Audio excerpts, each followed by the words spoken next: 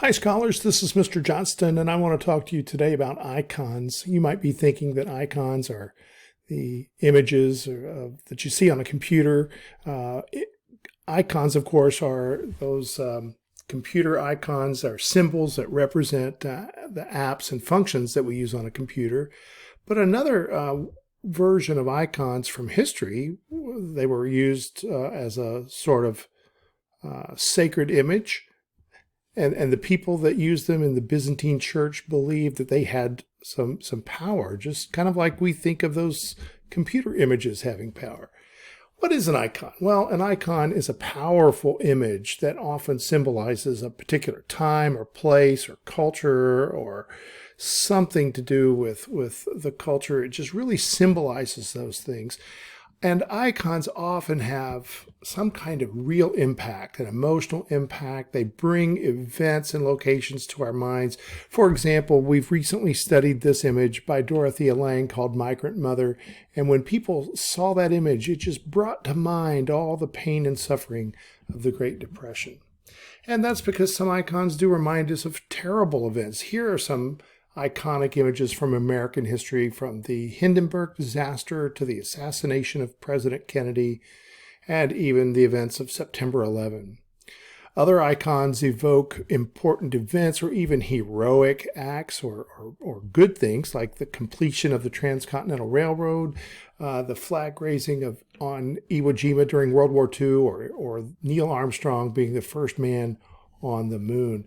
And people can be thought of as icons too. Some real icons of American history, of course, would be famous people that really made a difference, like George Washington or Abraham Lincoln or Martin Luther King Jr.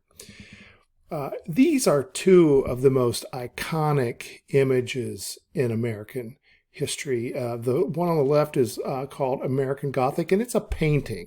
So some of these images that you can choose from will be paintings like American Gothic. Others will be photographs like Dorothea Lange's iconic image, Migrant Mother. And your assignment here is to recreate an American icon. So you'll select an iconic image from a collection of American history images, and you'll recreate that image using only things that you have at home. Don't go out and get stuff, but just using the things that you can find at hand at home. And then, of course, you'll take a picture of your recreation and you'll submit that recreation. Here's some examples. Here's a really good example. This is not an American icon, but it is a famous painting from world history by Hans Holbein, and you can see how the student has really done a great job of recreating this image. Now, this image is fantastic. Look how accurate this one is. A great reproduction of American Gothic. These guys nailed it. Another good one here's a picture of Stonehenge, and this one shows that you don't have to put yourself or others in the picture. You could just simply recreate the picture with things that you find at home. Gotta love Cheesehenge. So here's the details of the assignment. First of all, it's due next Tuesday, May 19, and you're going to recreate an image from American history. There's a collection of images on Teams, and you can find that collection and look through that collection and pick one of those images and recreate it, again, using only the things that you have at home. You're going to take a picture and you're going to submit that photo to me. Now, here are some do's and don'ts. First of all, do use things and or people or pets that you have at home, but don't spend money on this. Don't buy anything for this. Just do it with what you have.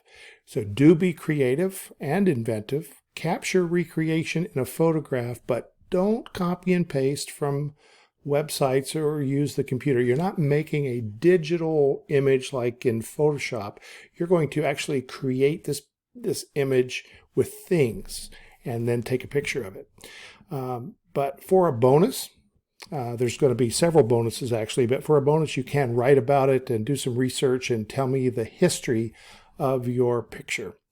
Now be sure to submit those pictures, and you might be able to upload it on Teams, but probably the easier thing would be for you to email the picture or to text the picture. The phone number's here on your screen.